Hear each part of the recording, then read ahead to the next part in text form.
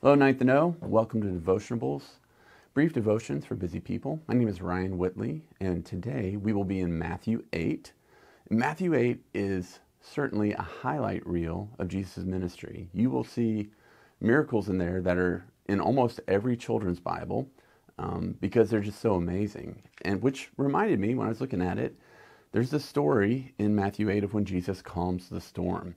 And I read this to my daughter Marigold, my youngest daughter, about 2 years ago.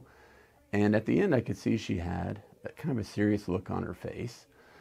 And I asked her, what are you thinking, Mary? And she goes, very seriously, Jesus is bigger. I said, Jesus is bigger than what? And she just kind of going back and forth thinking. Eventually, she was exasperated with me and she said, Dad, Jesus is bigger. And I think she spoke better than she knew. Jesus truly is bigger than anything that you could think about or postulate. And so we're going to go over that just a little bit. So we'll start in Matthew 8, and we're just going to start in the beginning. So starting in verse 1 and then going all the way through 17, you see Jesus interacting with people. Right? The first person he interacts with is a leper, a person with leprosy, who comes to Jesus and asks for healing. Jesus, and what is truly shocking, touches the man with leprosy. Instead of Jesus becoming unclean or Jesus contracting leprosy, Jesus makes the man clean and heals him. In the next part of that, from beginning of the chapter, you see a centurion, a Roman soldier, come and ask Jesus to help heal his servant. And the centurion's faith, he doesn't even need Jesus to come. He says, I know that you can heal him from wherever you are. Jesus commends him for his faith, heals his servant.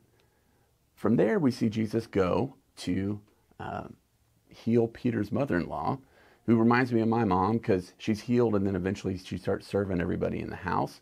But he's also healing all the people that are brought to him, right? So tying into my daughter's preschool theology there, Jesus is bigger. He's bigger than our physical needs. He's bigger than sickness. He's bigger than any distance. And he's bigger than stress. You think of all the people coming to overwhelm Jesus, but he's not overwhelmed. He's able to heal those people, right? Skipping to the story that we talked about in the beginning, which starts in verse 23, you have Jesus and the disciples on a boat.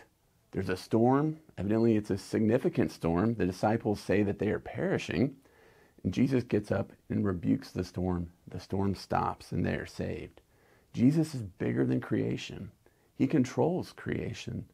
Creation was spoken into existence by Jesus.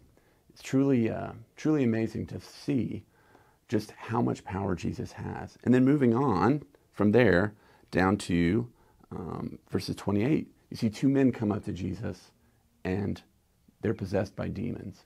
And so it kind of looks like there's a confrontation, but it's not really a confrontation because the demons are begging Jesus not to destroy them.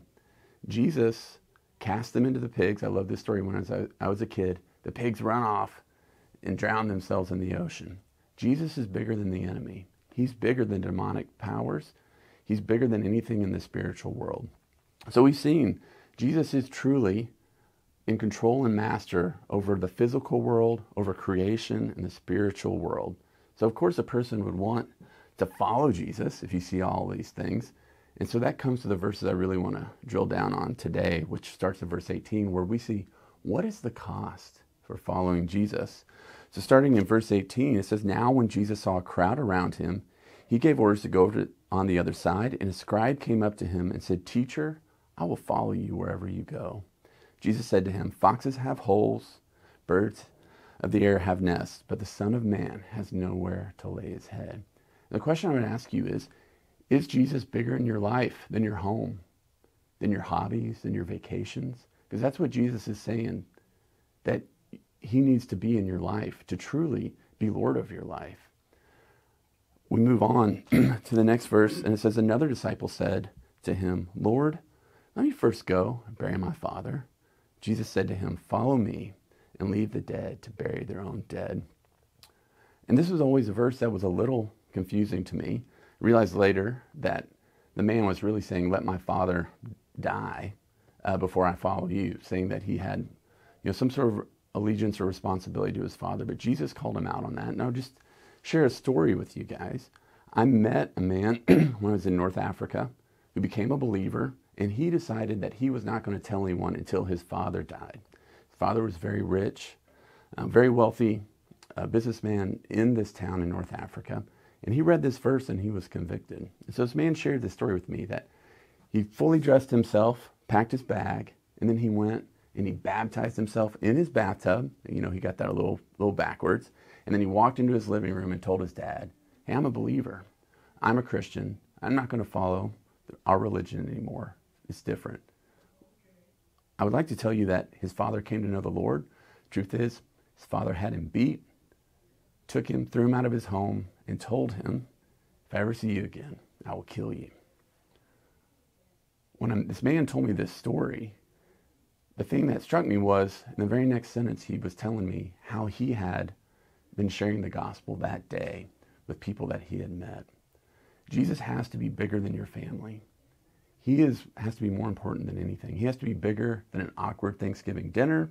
He has to be bigger than a conversation with a family member that you don't really want to have. He has to be the biggest thing in your life. So as you're going about your week this week, just take encouragement in knowing that Jesus is bigger than all the cares of this world, and commit to make Jesus the biggest part of your life. Thank you, Night to Know.